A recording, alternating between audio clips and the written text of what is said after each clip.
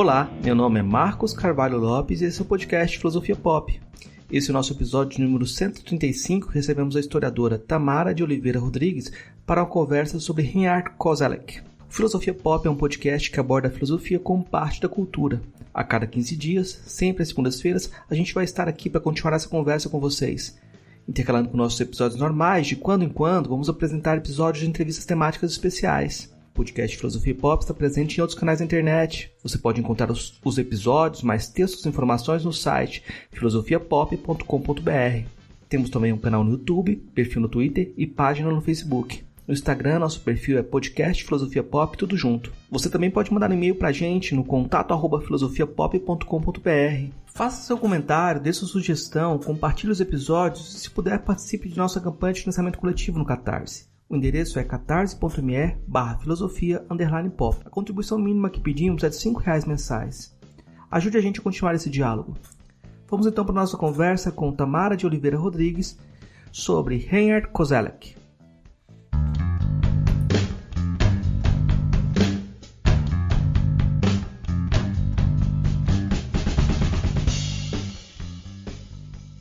Hoje a gente conversa com a professora Tamara de Oliveira Rodrigues, direto de Mariana, em Minas Gerais. Eu vou pedir de início para a professora Tamara se apresentar para a gente.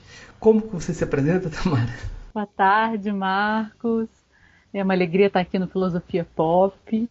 Agradeço, o convite, a oportunidade de estar conversando com você e, claro, aos nossos ouvintes, que vão compartilhar o seu tempo de escuta conosco. Eu me apresento de forma muito simples, Eu sou professora de Teoria da História, História da Historiografia, da Universidade do Estado de Minas Gerais, hoje no campus de Divinópolis, numa cidade do interior de Minas. Minhas pesquisas dialogam majoritariamente com a área da Teoria da História, com a História da Historiografia, mas eu tenho interesses também que atravessam a área das humanidades de modo geral.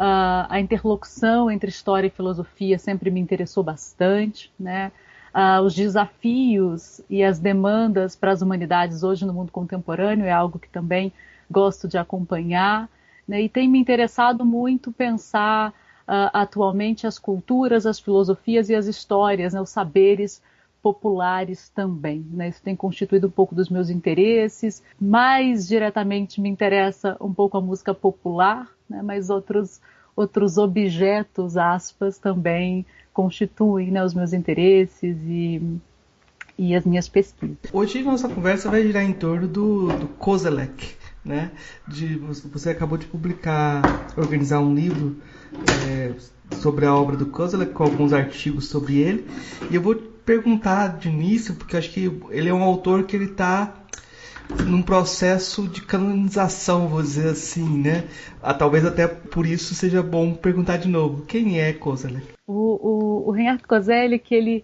é um historiador alemão, já falecido, faleceu em 2006, e ele, de fato, para a minha geração, eu entrei ali na universidade em 2008, me formei em 2012, então para essa geração o Koselleck foi talvez o historiador mais importante, já com algumas de suas obras principais traduzidas, foram traduzidas ali o Crítica e Crise em 99, O Futuro Passado em 2006, e outras obras vieram depois.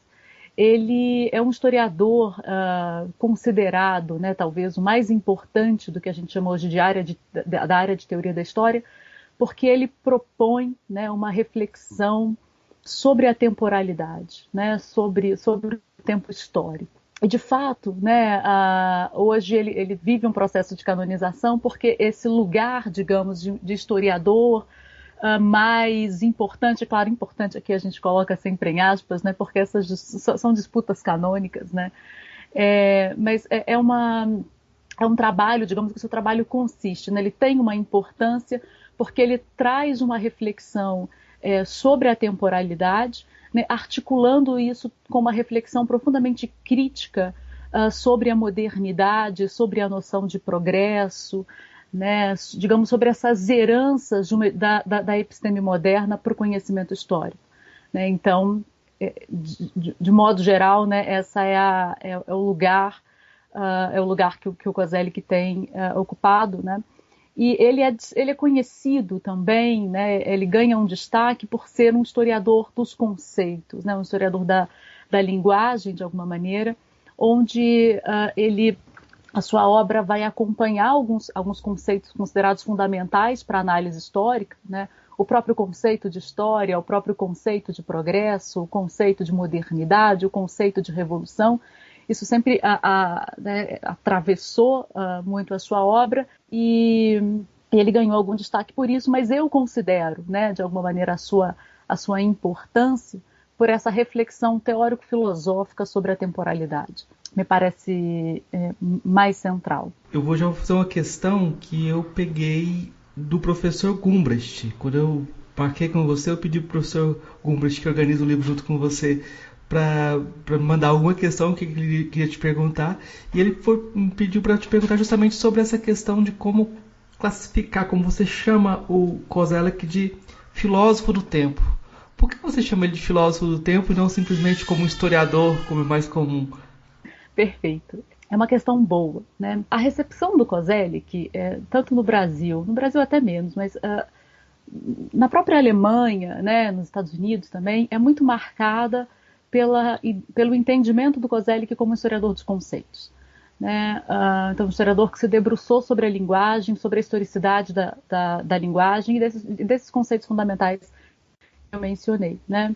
É também, claro, conhecido como um historiador do iluminismo, né? Porque ele tem uma reflexão sobre a experiência do iluminismo, junto com as filosofias da história, né? Com a questão da burguesia, que está ali em Crítica e Crise. E a imagem, né, de alguma maneira, uma primeira recepção do Koselleck está associada a essas reflexões. Mas, quando a gente tem talvez o seu livro mais importante, que é O Futuro Passado, né? A gente tem uma reflexão ali, né, uma teorização da história e do tempo, que é a condição de possibilidade para o próprio trabalho do historiador Koselleck, de alguma maneira. Né?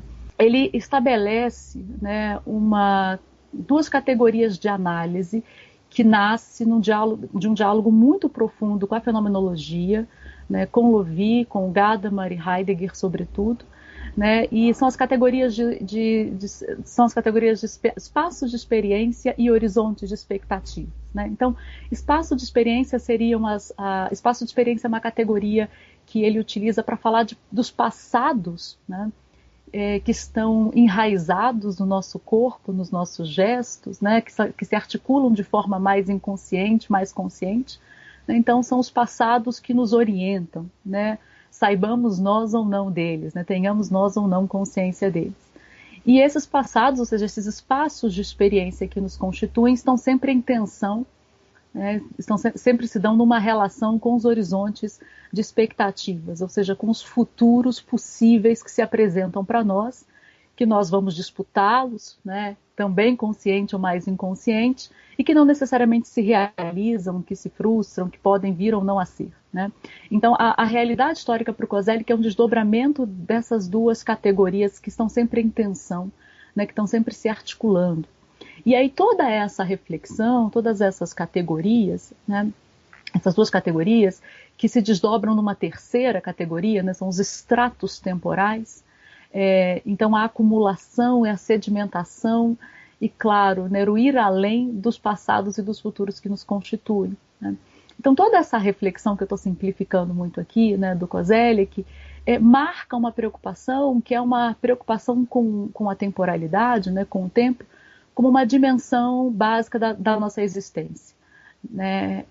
Então o tempo como essa dimensão básica da nossa existência, essa performance fundamental da nossa existência. Né? Então, é nesse sentido que ele é mais do que um historiador, ele oferece mais do que diagnósticos, do que panoramas históricos, né?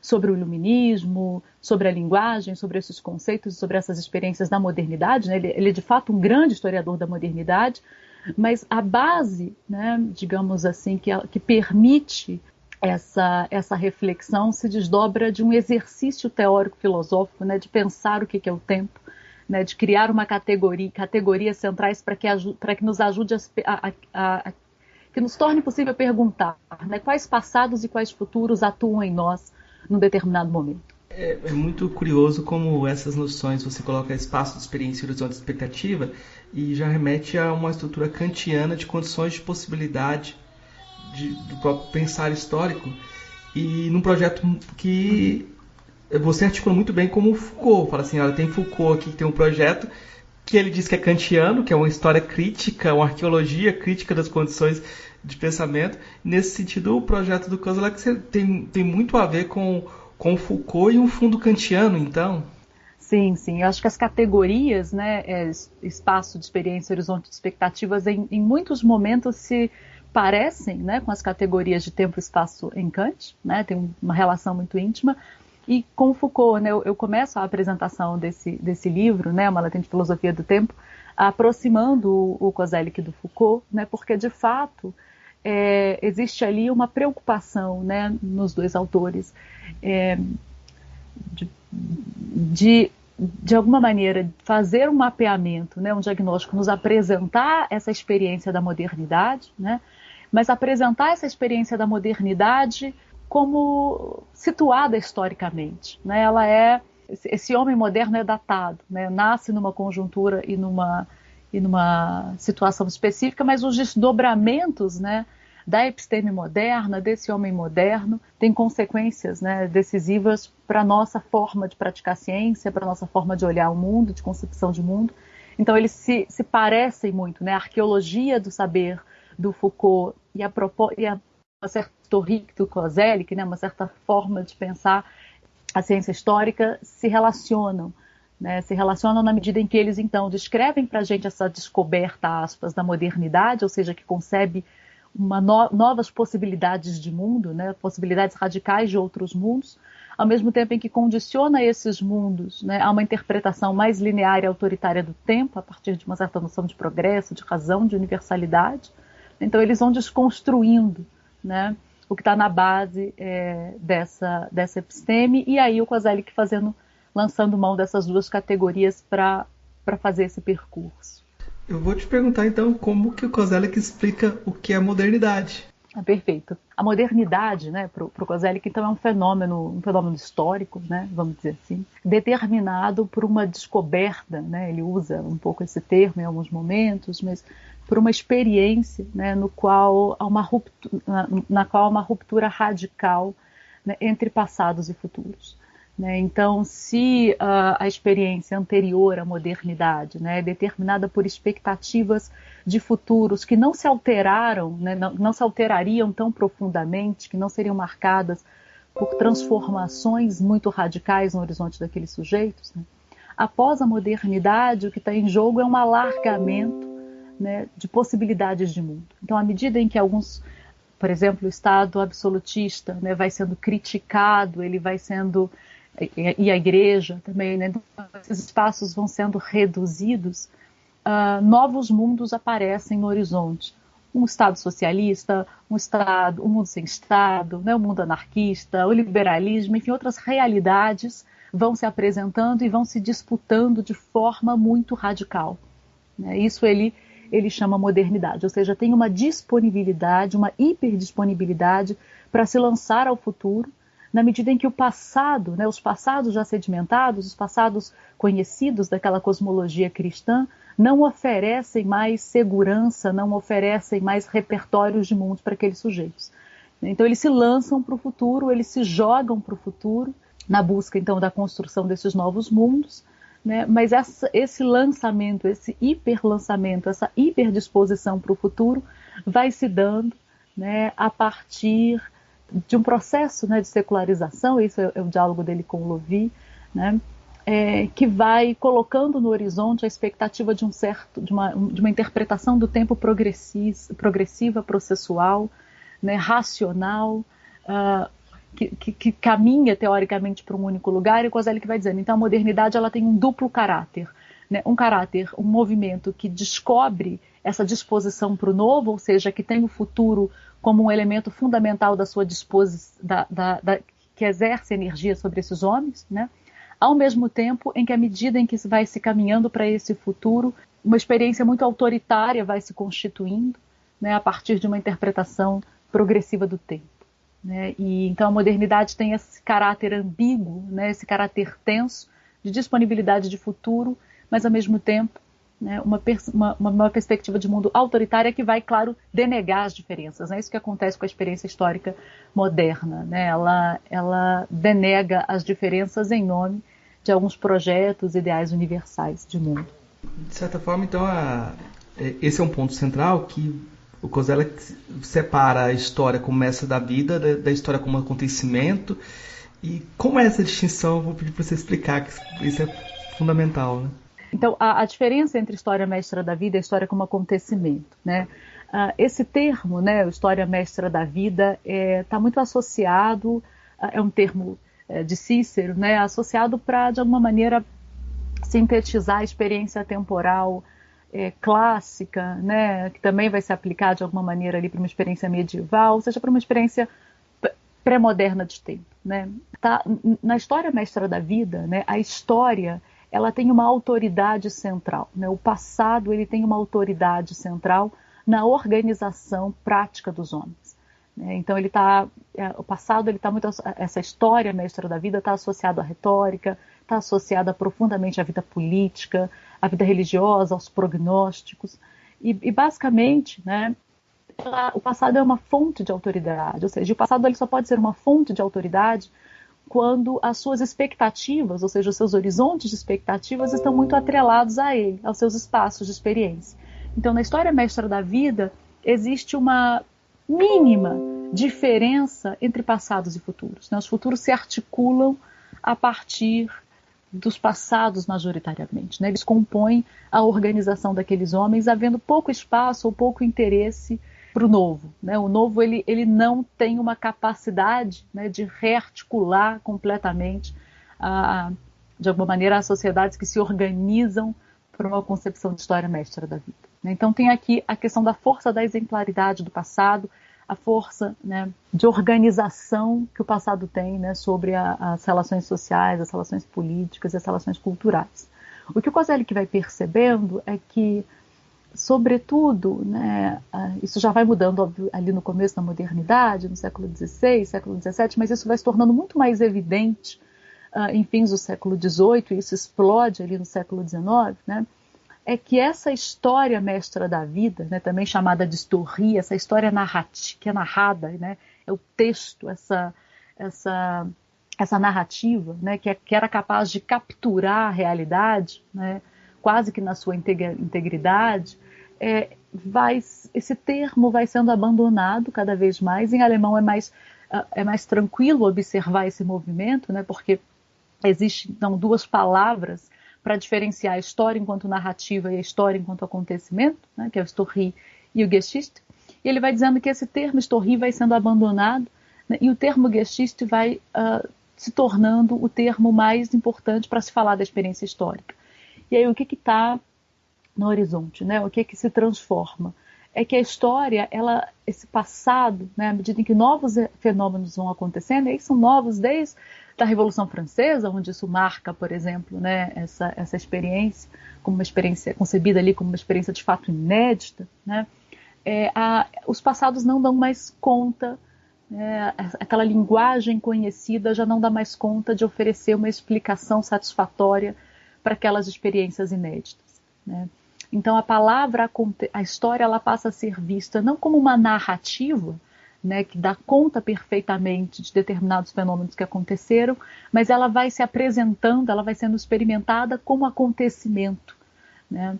Ela passa a se tornar um sujeito quase que autônomo. Né? Isso está muito relacionado na reflexão do Koselleck com a ideia da morte de Deus, né, enquanto processo histórico, né, enquanto fenômeno histórico, ou seja, a história ela passa a ser um sujeito ela se torna o sujeito fundamental, né, que conduz os homens, né, que teria um poder de determinação sobre os homens, sobre os sujeitos, e essa, digamos, é uma diferença, né, entre a mestra da vida e o acontecimento.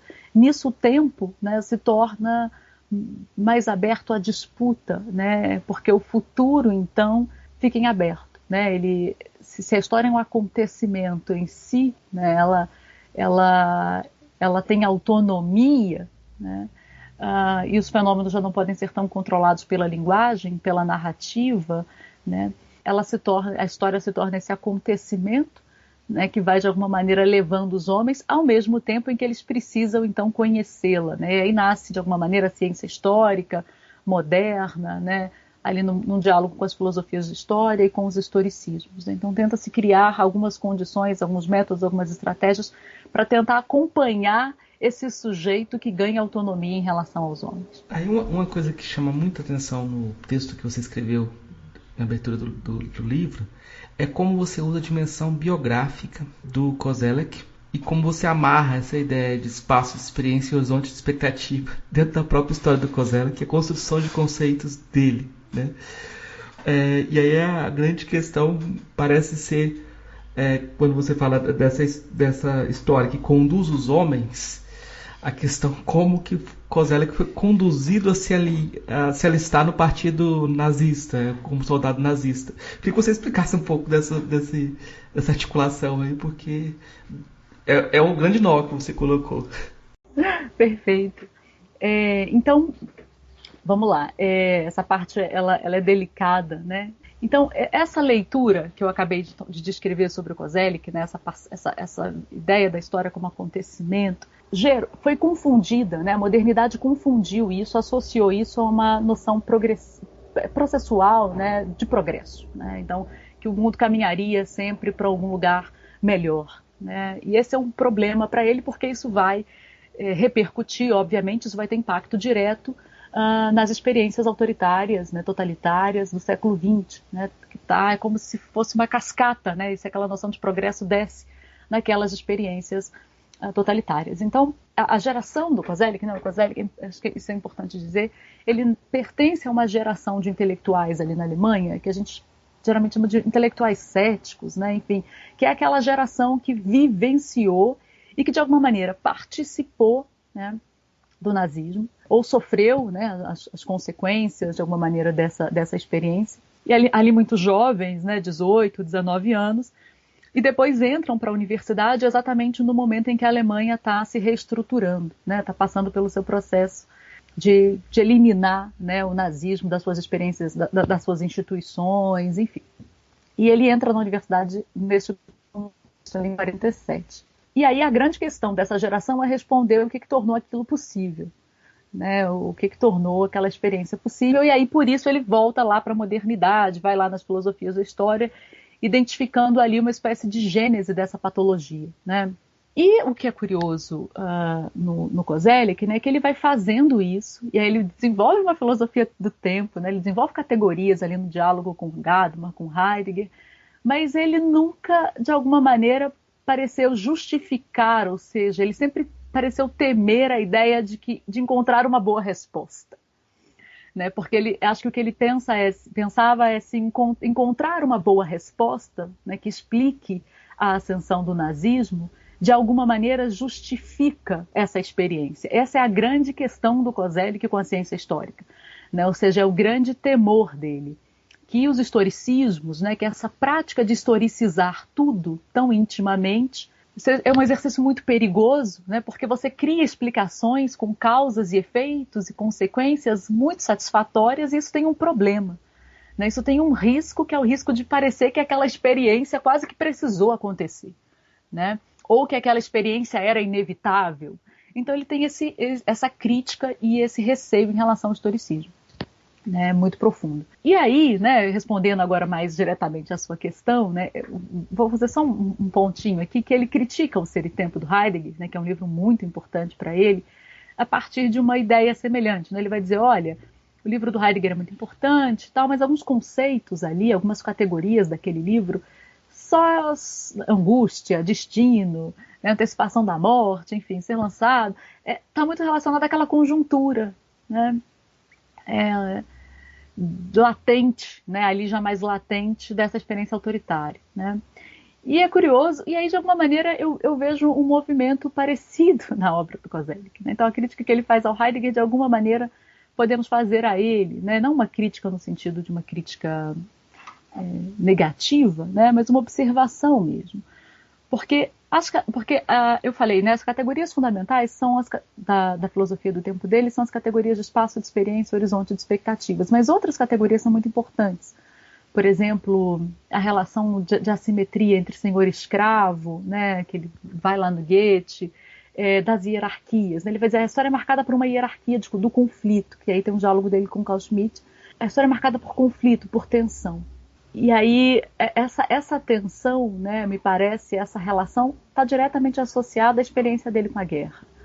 Né? Ele é um historiador e um filósofo, né, do tempo, onde essas reflexões e as questões que ele está buscando responder estão diretamente associadas ao fato dele ter sido um soldado alemão ali com seus 18 anos. Né? E aí toda a experiência dele, a experiência familiar dele, é muito atravessada, é totalmente atravessada pela experiência da guerra. Né? O pai dele, mais dissonante do regime, muito claramente, o irmão que tem um flerte, né? Ele que se alista, mas com 11 anos ele vai para a juventude hitlerista. Né?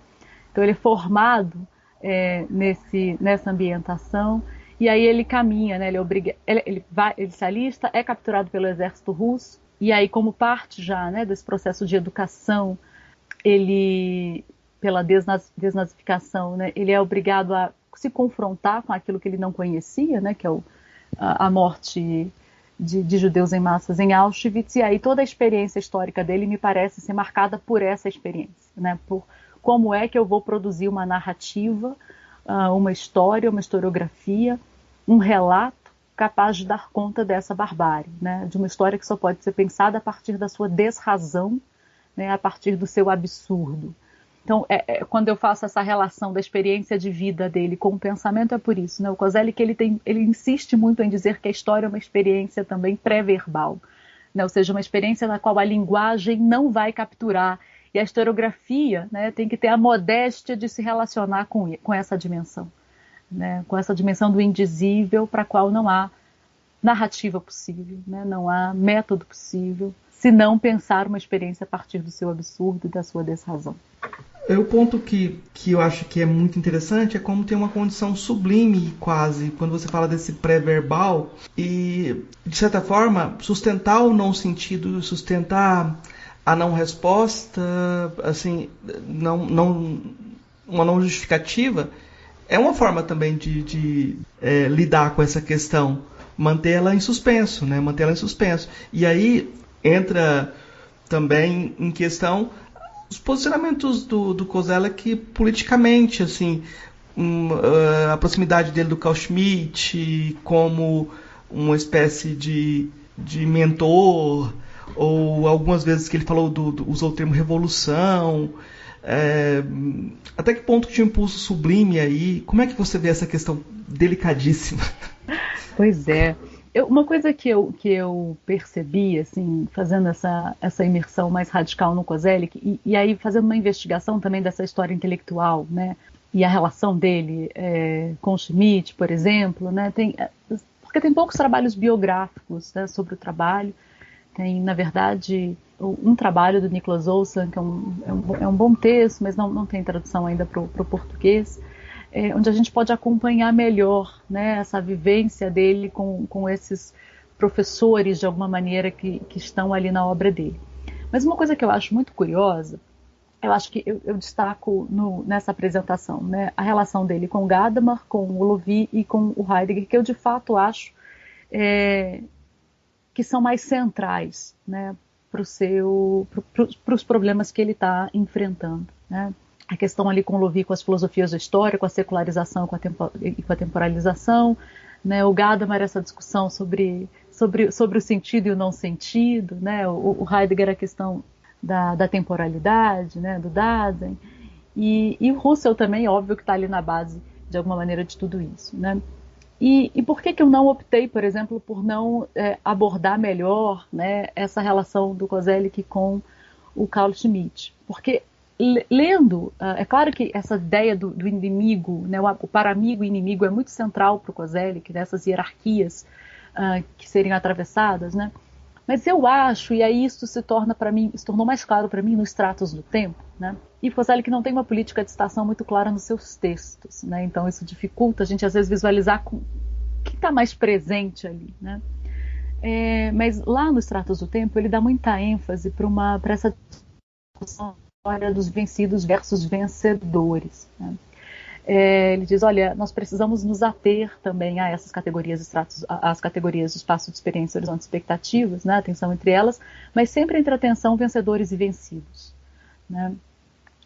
Porque os vencidos movem a história. Depois eu posso até, de alguma maneira, falar disso. E o que eu acho assim, que é fundamental, né, na relação do Koselleck com esses pensadores, né, é que ele faz questão de sempre demarcar alguma diferença, alguma desconfiança em relação aos seus próprios professores, né? Então isso é muito curioso. Isso acontece na discussão dele com Lovi, com Gadamer, com Heidegger, com Schmitt também, ou seja, ele tem um certo receio desse próprio pensamento que o forma, né? Isso eu vou acompanhando ali no livro, tentando mostrar, e acho que isso está muito relacionado a essa preocupação dele, né, com o indizível, né? Ou seja, em não tratar nada como capaz de produzir uma redenção, ou seja, uma espécie de explicação satisfatória e determinante para as questões que o motivam, né? Eu acho que ele tem essa desconfiança da linguagem. E os próprios textos e a forma dos ensaios dele, eu acho que deixam isso claro, né? O Koselleck basicamente já escreveu ensaios, a exceção do Crítica e Crise e de um outro livro sem tradução para o português. Então a maior parte são ensaios, e são ensaios muito com uma linguagem às vezes que ela não é uma linguagem tão leve, né? Tem coisas truncadas ali nos textos, tem coisas que a gente não sabe bem o que ele quis dizer no final das contas, e eu acho que tem muito a ver com isso, ou seja, a produção de um texto, a produção de um ensaio que não esgote, né? Que não dê conta plenamente. E a relação dele com Carl Schmitt, né? O Carl Schmitt foi uma espécie de mentor informal, né, do Koselleck, que ele já... Carl Schmitt foi banido, né, da docência, então, para o seu passado, né, antissemita, enfim. Mas ele era uma presença ali, né, em Heidelberg, de alguma maneira, informal, enfim. E o Koselleck faz alguns cursos e ele é remetido, né, a esse diálogo com o Schmitt. Eu acho que a presença, né, uma das presenças mais centrais da obra do Schmitt no Koselleck está no Crítica e Crise, né, está na sua tese de doutorado, que é exatamente o momento no qual esses diálogos com o Schmitt são mais intensos, né, ali na sua formação, no doutorado, na escrita da sua tese, onde ele vai, de alguma maneira, organizando, né, essa ideia do par amigo e inimigo, da reflexão do Schmitt na sua própria obra, né. É claro que está presente em outros momentos, mas eu acho que ela é mais central ali no Crítica e Crise, naquele momento de formação dele. Uma coisa que eu acho muito interessante na leitura do Koselleck é como ele te afeta também. Ele é um autor que trata de vivências e ele vai descrevendo esses horizontes de possibilidade, ele acaba transformando sua forma de ver as coisas. Assim. Quando eu li O Futuro Passado, em 2006, alguma coisa assim, e como eu sou de Goiás, eu comecei a ver como a temporalidade de Goiás era diferente da temporalidade do litoral do Brasil, né?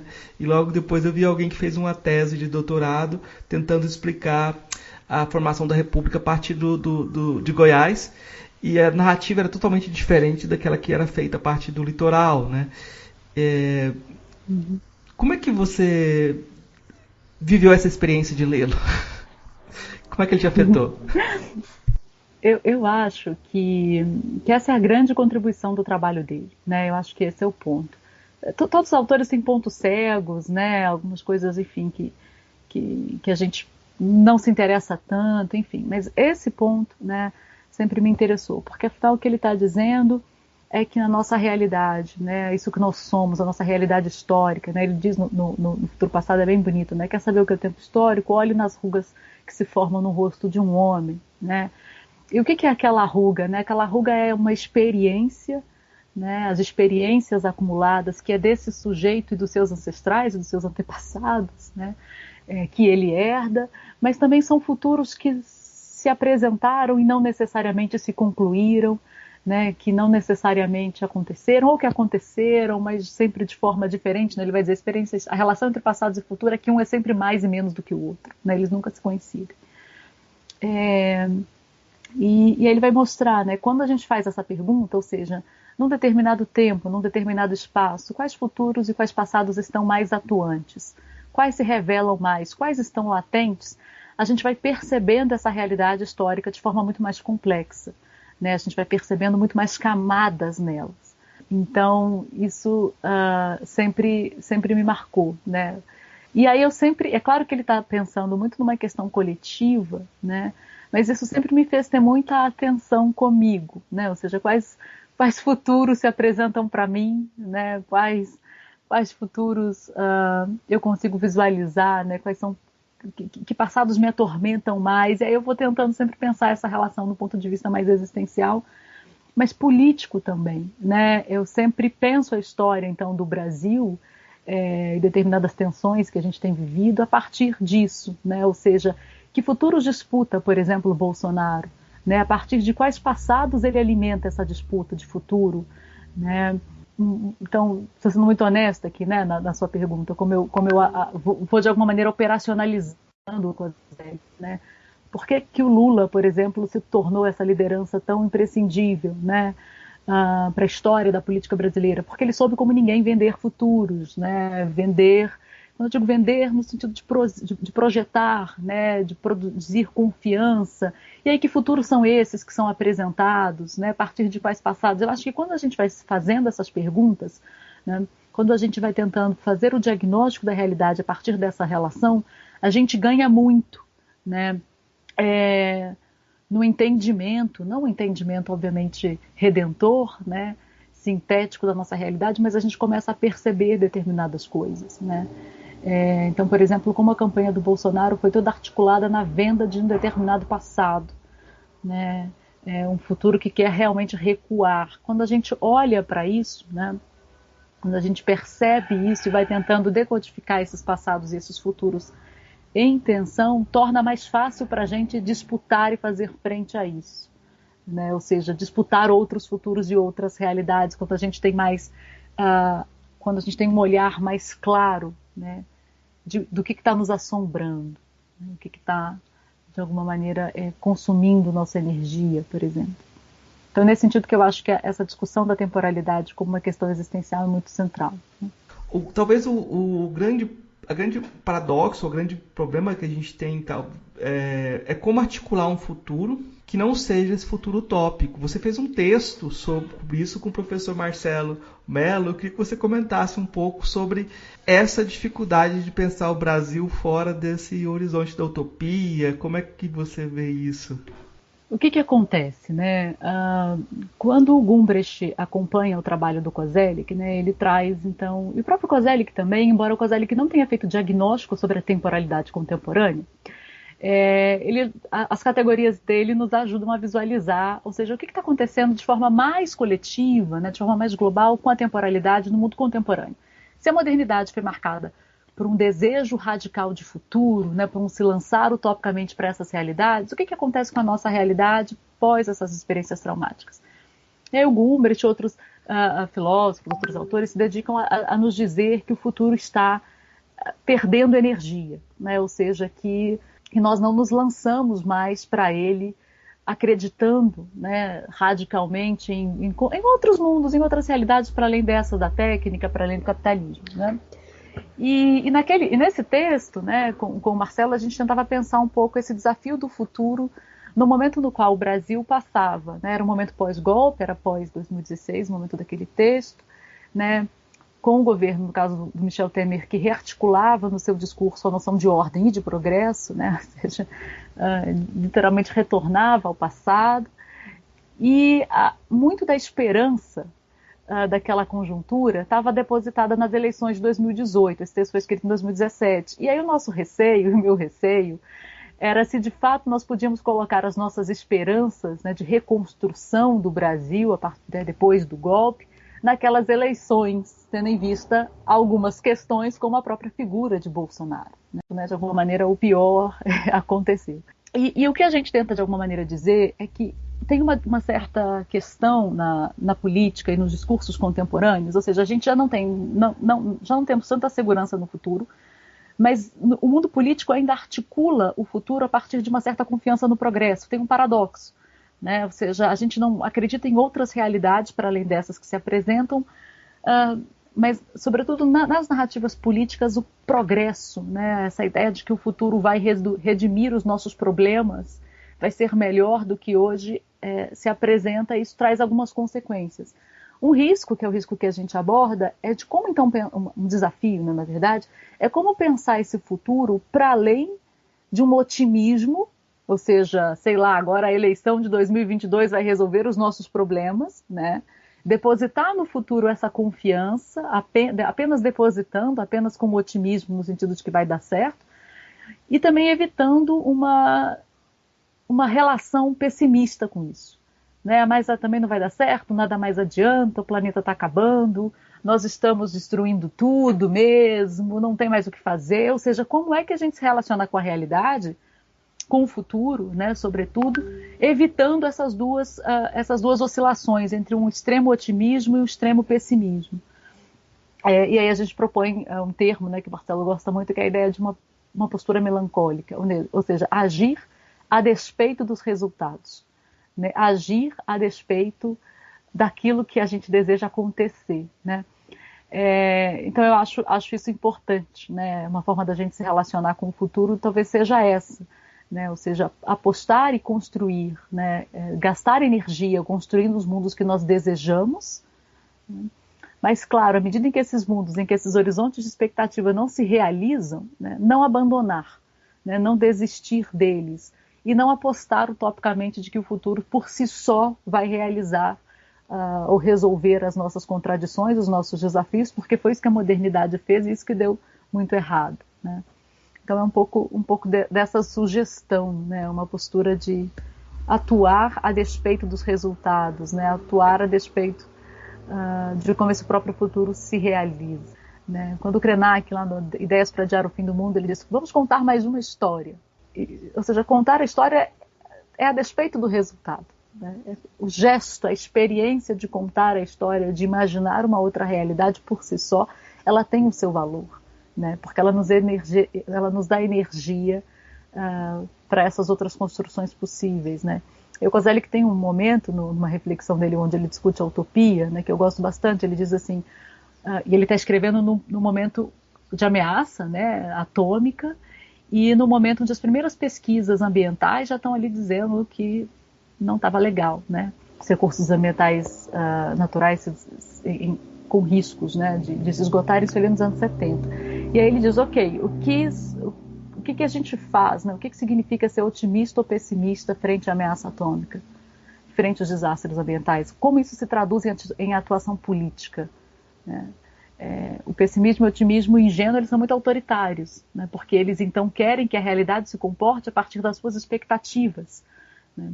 E a grande questão é como se comportar, né, a despeito delas, né? Agir a despeito delas.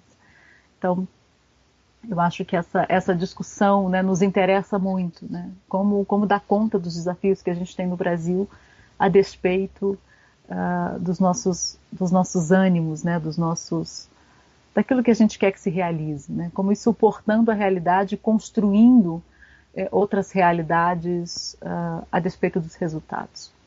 Tamara, é muito curioso como o conceito, a forma como vocês abordam a melancolia coincide com a forma como a Nathalie Tocqué, uma filósofa camaronense, ela aborda a melancolia. Ela escreveu um livro chamado Melancolia Africana, e ela vai falar justamente disso. Para não cair no individualismo, você tem que considerar o passado, os antepassados, os que vão vir no futuro, para não cair nessa atomização que faz parte da modernidade e que tem umas saídas nas concepções de sentido também, né? Eu acho muito interessante como coincide nisso. Mas eu vou voltar, dar um passo atrás. Essa ideia de a gente abrir mão da utopia, talvez ela não dê conta de toda a forma como as pessoas vivem o tempo ainda. Eu fico pensando na diferença entre uma temporalidade no Sudeste ou temporalidade em Goiás, E como é difícil fazer uma narrativa comum a esses espaços e como as pessoas vivenciam esse espaço, porque toda forma de exploração do agronegócio se baseia em um tipo de temporalidade ainda. Se baseia numa temporalidade destrutiva, assim. Então é como se a gente abrisse mão desse horizonte utópico, o rei estava nu, ou o rei está nu, na verdade, as pessoas não querem perceber, né? Exato. Eu gosto muito de um termo de uma historiadora polonesa, Ewa Domańska. Ela é historiadora e antropóloga, e ela fala bastante sobre isso, né? E ela tem um termo que eu gosto muito, que são as utopias regionais, né? Ou seja, nos comprometermos com o mundo, né, a partir daquelas questões, daqueles desafios que são mais próximos a nós. E aí tem um exemplo que eu gosto de mencionar, eu já até escrevi sobre, né, num texto sobre o Kozelek, que é a Ewa, e trazendo esse exemplo, né. Aqui em Mariana, onde eu vivo, né, foi onde aconteceu a queda da barragem de Fundão, lá pela Vale, Samarco BHP. Foi uma experiência muito traumática ali em 2015 para a cidade, né. Uma comunidade foi destruída, literalmente, pessoas morreram, o Rio Doce está em coma, né. Isso do meu lado, né. E aí eu me lembro, eu fiquei muito desesperada à época, né? Eu fiquei apavorada, eu sofri muito, e eu acompanhava muito de perto a luta dos atingidos pela barragem, né? E ali a gente está falando de uma experiência da distopia por excelência, né? A barragem entrou, devastou, matou uma comunidade, matou um rio, e o pior, né, é que, de alguma maneira, as pessoas que estão mais distantes dessa experiência acham que aquilo de alguma maneira acabou, mas é aí que o pesadelo começa, né? Essas pessoas estão até hoje sem uma comunidade, estão em casas alugadas, não estão com seus ressarcimentos, né, mínimos, eles não aconteceram, suicídio, depressão, e uma série de outras questões, né, que atravessam uma experiência como essa. Mas uma coisa que me chamou muita atenção é que tinha um grupo, eles se chamam Loucos por Bento, né? E esse grupo, ele se articulava politicamente para reivindicar os seus direitos frente à experiência da mineração, né, a Vale, as empresas e tudo, e eles iam, né, para Bento Rodrigues, cheio de lama, isso bem no comecinho ainda, né, de rejeito, eles dormiam lá, eles reivindicavam estar junto de seus mortos, porque curiosamente o cemitério e 2 igrejas sobrevivem, né, para fazer as suas festas religiosas. Isso era proibido, né, pela Defesa Civil, pela própria empresa que adquire ali o monopólio da gestão do lugar do crime, né.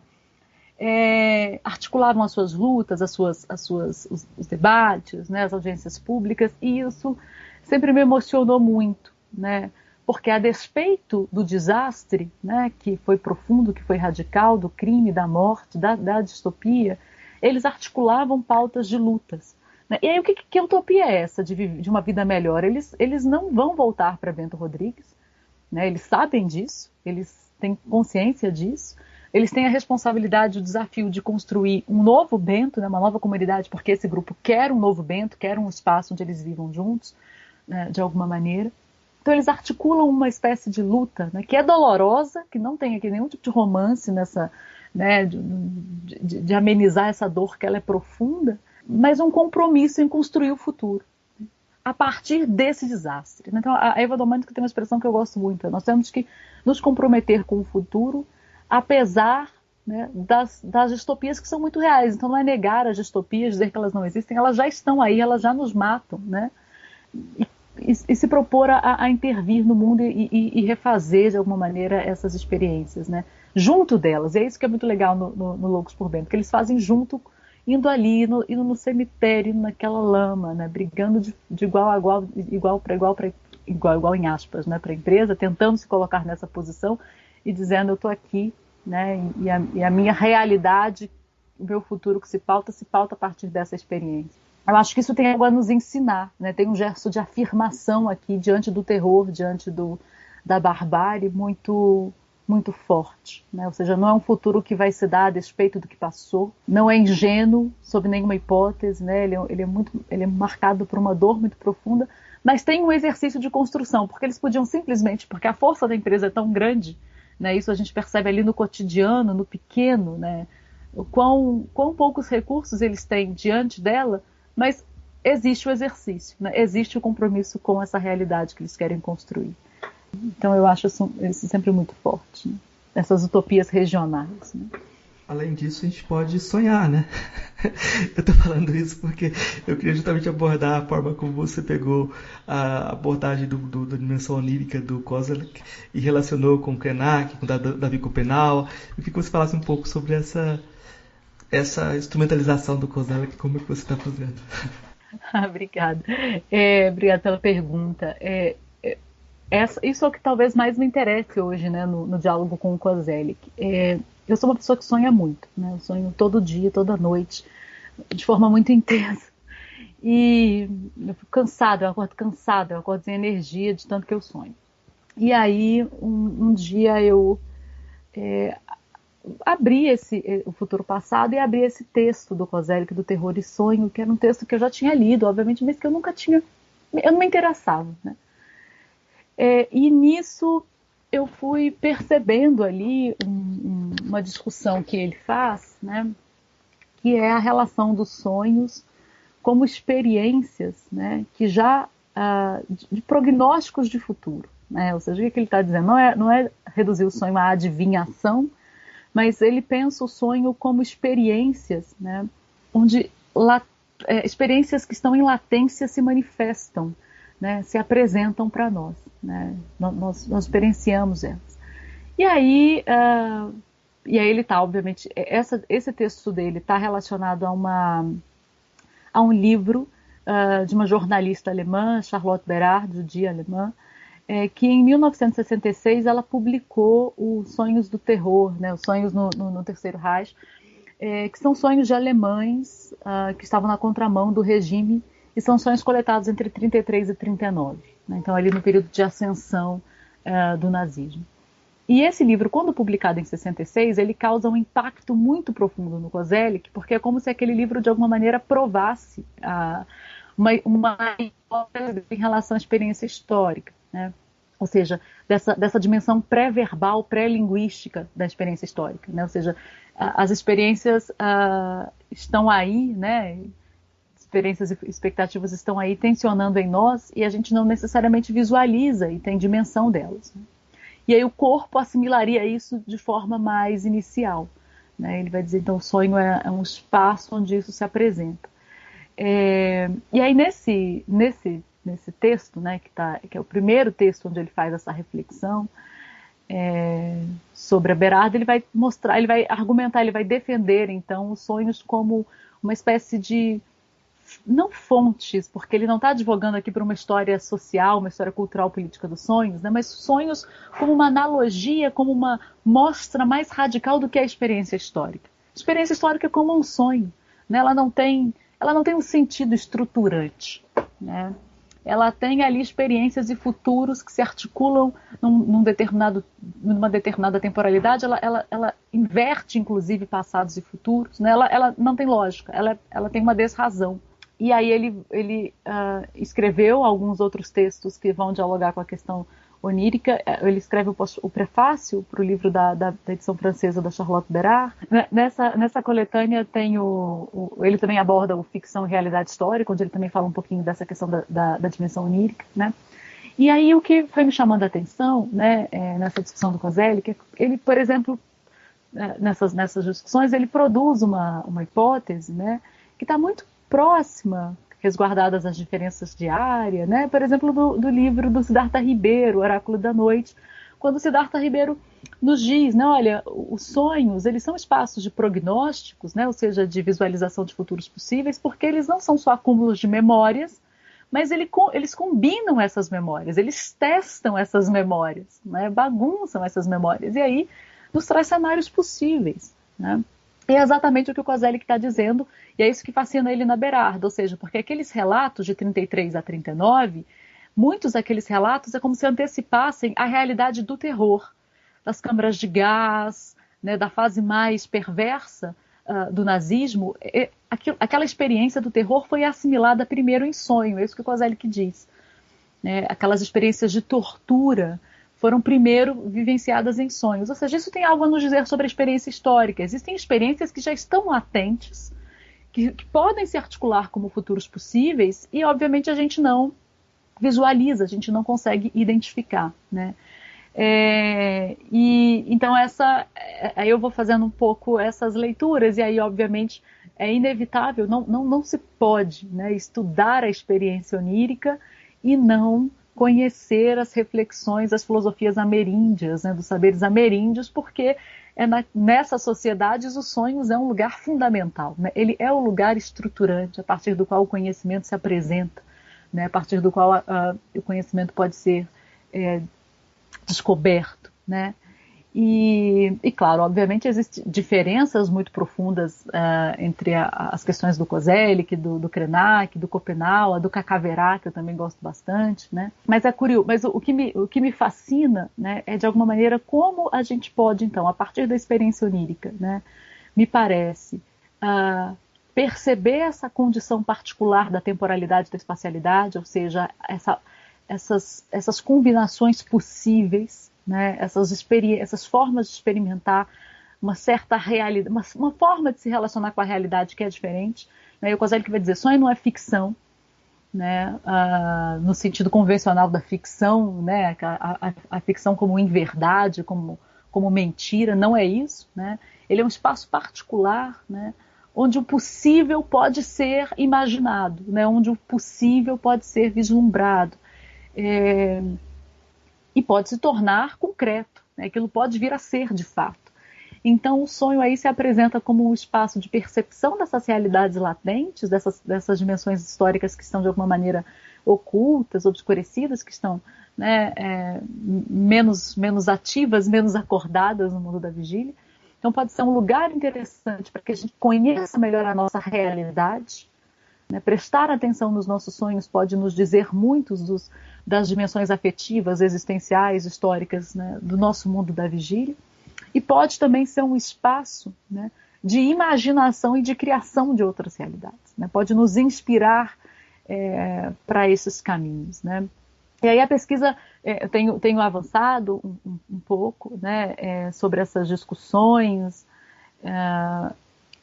oníricas, né? Ou seja, pensar essas experiências como testemunhos, né, como testemunhos históricos particulares, mas não um testemunho no sentido de que apenas registra uma determinada experiência temporal, mas que interfere na realidade, né? Então, sonhos interferem na realidade, eles lançam questões, né, lançam ações, lançam afetos, né, eles despertam o nosso corpo para outras possibilidades. E aí, é nesse sentido que o Krenak, o Schopenhauer, né, o Kakaverá são centrais, né, porque aí eu acho que eles, obviamente, partem, né, de mundos que estão acostumados a compartilhar a sua realidade com o sonho, né? A sua realidade é também sonho.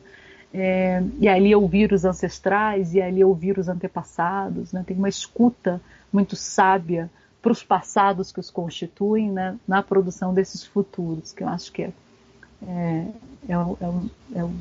que é muito bacana, né, e que eu acho que a gente pode aprender, né, para que os nossos sonhos não sejam só espaços de terror, como no caso é o texto sobre o qual Kozelik se debruça, né, sonhos então de uma experiência autoritária, sonhos dolorosos, mas para que eles sejam também espaços de descoberta e construção de mundos menos difíceis, né, menos traumáticos. Quando eu terminei de ler seu texto, eu fui entrar em contato com o Gumbert, eu comentei com ele que aqui na minha cidade, Jataí, tem um herói de guerra. O tenente Diomar Menezes participou da Segunda Guerra e ganhou várias medalhas, mas logo depois da Segunda Guerra ele faleceu e fizeram uma estátua de bronze dele na praça principal da cidade, só que fizeram o tenente Diomar Menezes rindo. Então o herói de guerra ficava rindo, e aquilo para mim foi sempre muito deslocado, né? Como é que você vai levar a sério o herói de guerra que está sempre rindo? E depois de uma reforma ultimamente, esconderam essa estátua num canto, fizeram um painel maior e tal, mas no fundo tem uma impossibilidade de pensar radicalmente o que é a guerra também. É como se houvesse no horizonte de sentido, no nosso espaço de experiência, o horizonte de expectativa, a gente não conseguiu configurar ou configurou de uma forma atravessada, né? E eu fico vendo você falando, e a minha provocação também com esse exemplo era muito pensar até que ponto que o Koselleck, que sempre fala que se afasta do relativismo, quando a gente instrumentaliza ele aqui no Sul, quando a gente instrumentaliza a partir de outros horizontes, de outros autores, a gente não acaba complicando esse jogo dele, né? Da questão do relativismo. Como é que você vê isso? Eu não sei se eu vou te responder bem, né? Mas acho que o que você está me perguntando, ou seja, até que ponto ele é um autor que efetivamente dá conta das nossas questões, né? Eu acho que instrumentalizando ele dá conta. Talvez o que eu estou perguntando é muito mais se ele dá conta do projeto de manter-se científico. A noção de ciência e de relativismo ou de universalismo que ele tem, talvez tenha que se reconfigurar em contextos diferentes. Eu não sei. Me parece que aí a gente tem um problema. Porque até que ponto o ideal de cientificidade, de não relativismo, pode se manter? Porque as ferramentas dele são úteis para muitas coisas. Entendi, é verdade. Eu acho que existem dois Kosellecks, assim, acho que é possível, acho mesmo, assim, que é possível a gente identificar algumas questões, né, na obra dele. Eu acho que tem um Koselleck muito preocupado com a ciência histórica, né, ou seja, com o futuro da ciência histórica no mundo pós-historicista, né? Ou seja, no mundo que não vai ter mais a preocupação de historicizar tudo. E ele é muito, e parte dos textos dele estão muito preocupados em responder e dar conta disso, né?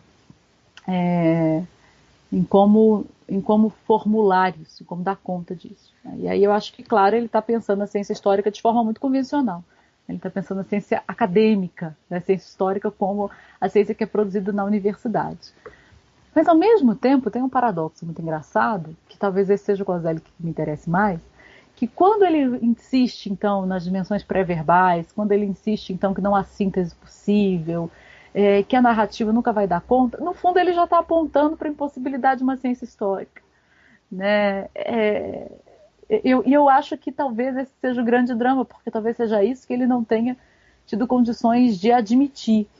E essa é uma impressão, assim, uma hipótese, né? Porque o Koselleck, a formação intelectual dele é curiosa, porque ele é um historiador, mas que manteve diálogo basicamente com a filosofia, né, na sua formação. Isso na Alemanha, no momento no qual ele escreve, é ruim, porque digamos, a história mais social e a teoria da história, naquele contexto, estavam em polos muito opostos, né? A história social não via bem a teoria da história, como um campo. Então, ele nunca assumiu essa atenção, né? Assim, ele é um teórico da história, claro. Mas essa relação, inclusive, que ele tem com a história dos conceitos, né? Digamos, é para tentar se apresentar como um historiador. Para tentar não, ele é. Mas um historiador mais técnico, né? Um historiador, então, que apresenta diagnósticos sobre o passado e tal. Mas isso sempre foi isso. Esse autor, esse biógrafo, né, intelectual dele, que é o Niklas Olsen, explora muito isso na trajetória dele, essas tensões entre uma certa história social, entre uma teoria da história que é muito íntima e muito próxima à filosofia, né? E aí eu acho, né, que no fundo isso fica aberto no Koselleck, né, porque ao mesmo tempo em que parte do significativo do trabalho dele não está querendo criar categorias, está querendo criar instrumentos para uma ciência histórica, ou seja, para que a ciência histórica não desapareça, para que ela não perca a sua legitimidade, né? Ele cria, então, reflexões para nos dizer o quanto a temporalidade é importante, né? Por outro lado, parte significativa dos seus trabalhos estão dizendo, mas é insuficiente, né? E vai ter sempre uma dimensão da insuficiência, mas que ele não articula, né? Eu acho que ele não diz tão claramente sobre isso, né? Ou não fala, por exemplo, mais junto à filosofia como ele poderia, né? Por isso que eu e o Gumbrecht, a gente optou, né, por uma latente filosofia do tempo, ou seja, não sei até que ponto, né, em alguns momentos ele aposta, né, com mais clareza nesses limites da ciência, né, nos limites, sobretudo, da historiografia, no que tange a sua capacidade de narrar, né, de produzir narrativas sobre determinadas experiências históricas. É curioso, tem um episódio, isso o Gumbert conta, né, nesse texto do Terror e Sonho, quando o Koselleck apresentou esse texto, que é onde ele está falando então das questões da impossibilidade da linguagem, né, dos limites da linguagem, das experiências de latência, né, da tensão de futuros possíveis que se apresentam nos sonhos. Esse texto foi muito negado, né, num evento, assim, e o Koselleck quase teve que defender, quase que fisicamente, as suas ideias e o seu texto, né, porque ali acharam aquilo muito pouco científico, o que ele estava dizendo, dar sonhos desse jeito, que não é pela história das mentalidades, enfim, tá pouco científico isso aí, não tá legal, né? E aí ele escreve pouco mesmo, se a gente pensar, ele levou pouco à frente esse tema, né? Eu acho que isso está muito ligado a essas relações que foram se construindo ali, né, no seu percurso de história intelectual. Porque se a gente for levando essa discussão dos sonhos à frente, né, e algumas outras questões, no limite vai se apresentar uma impossibilidade, né, que eu gosto, né, que eu gosto dessa parte, eu gosto desses limites, né, da gente pensar mais os limites das nossas ciências, né, do que das suas possibilidades, né. Eu acho que a gente já fez um percurso bom, já trazemos o Koselleck para casa, ele está no Brasil agora, já estamos debatendo com ele. Mas eu vou te fazer 3 perguntinhas que eu faço para todos os convidados, e aí você responde como você achar melhor, porque são perguntinhas pequenas, mas são perguntinhas complicadas. A primeira pergunta é: o que é filosofia? Eu acho, né, e aí eu vou te dar uma resposta muito honesta, é uma experimentação cuidadosa da vida. Eu acho que isso é filosofia, uma experimentação cuidadosa da vida.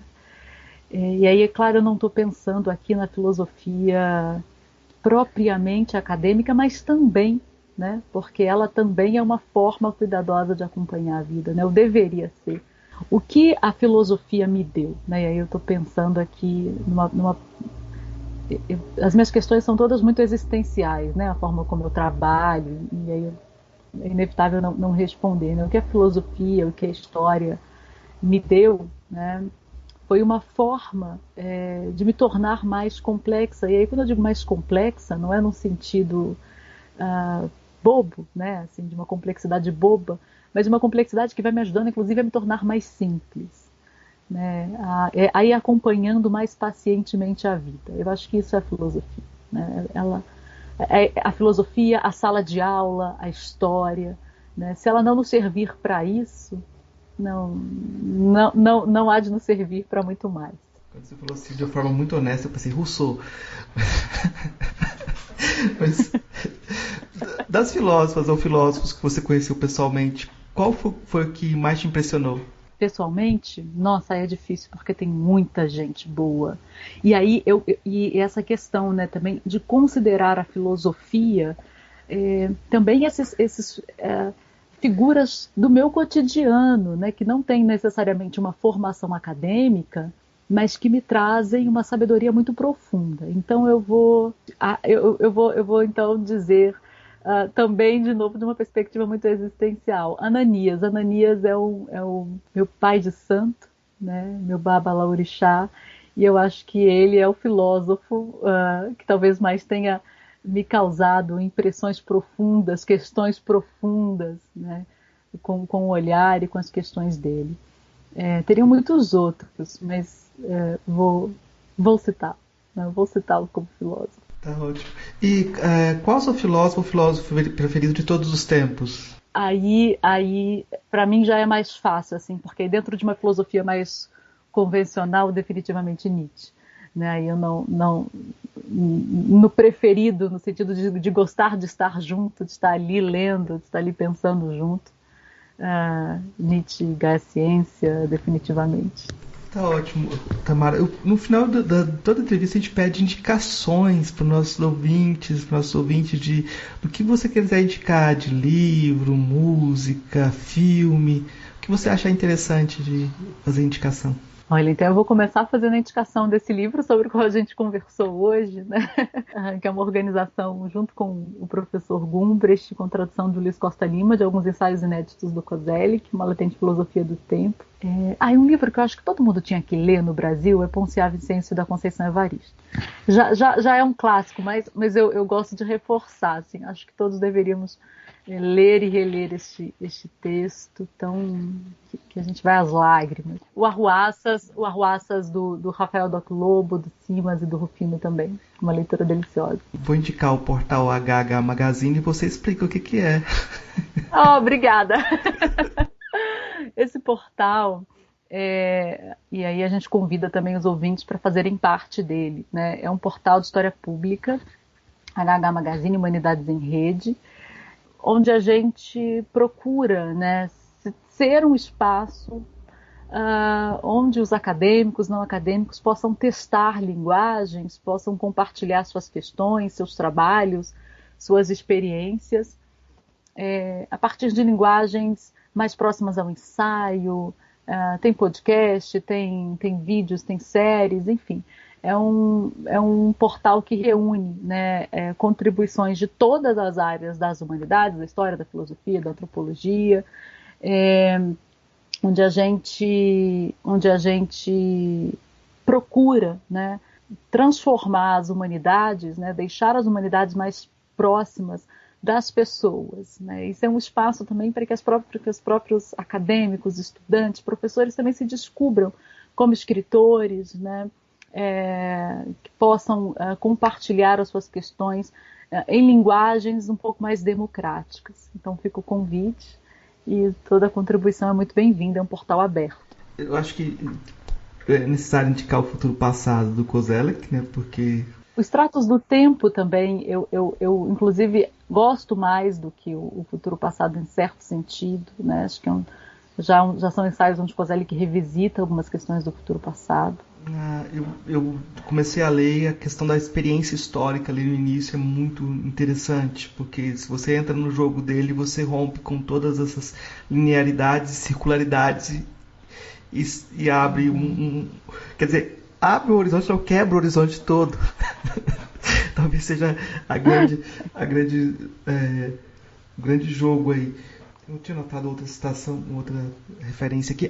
Claro, um artigo que a gente citou aqui chama Temporalidade e Crise sobre a impossibilidade do futuro e da política no Brasil e no mundo contemporâneo, do Marcelo Melo Rangel e da professora Tamara, né? Então é um dos ensaios que a gente citou aqui, e tem um ensaio da professora Tamara também, articulando o Kozelek, o Krenak e o Davi Copenau. Eu acho que são dois. Quem gostou da conversa pode ir atrás desses ensaios, eu não sei se é melhor ensaios ou artigos, eu vou chamar de ensaios. Eu prefiro ensaios. Também. Então, pode ir atrás desses textos, tem coisas interessantes aí, e já fazendo essa contextualização da conversa aqui também, né? É uma chave para continuar a conversa também. Então, eu vou deixar o espaço aberto para a professora Tamara fazer as considerações finais, divulgar o que ela quiser divulgar, agradecendo também pela aula de hoje também, pelo grande diálogo. Olha, Marcos, eu só quero agradecer a você e, claro, né, as pessoas que estão nos escutando até aqui, pelo tempo, pela paciência, pela escuta, né? A escuta é rara, né? Ela tem se tornado rara. E pela oportunidade de estar aqui revendo questões, revendo um autor que foi muito central na minha formação, né? Tem uma importância ainda muito, muito grande para os trabalhos que eu faço, me colocando questões difíceis, né? Que é difícil assim, a gente responder, vem a questão, a gente já tem que estar mais ou menos preparado para dar essa resposta, e nem sempre nós temos, né? Eu acho que essa modéstia às vezes nos falta, né? Dizer não sei bem, precisaria de tempo para pensar. Claro que eu teria que responder a todas, mas são respostas muito limitadas também, né? São limitadas. Então eu agradeço muito a oportunidade, a generosidade de estar aqui hoje com você, nessa tarde quase chuvosa em Mariana. Eu acho que a coragem também de enfrentar essa incompletude também é muito importante. Então, eu agradeço muito por essa coragem de falar de um autor tão difícil assim. E é um desafio mesmo conversar sobre esses autores. Assim. Muito obrigado, Tamara. Uma ótima conversa. Obrigada a você, Marcos. Ei, gostou do nosso episódio? Apoia a gente lá no Catarse, é só R$5 por mês, o preço de um cafezinho. Ajuda a gente a continuar divulgando a filosofia no Brasil. catarse.me/filosofia_pop.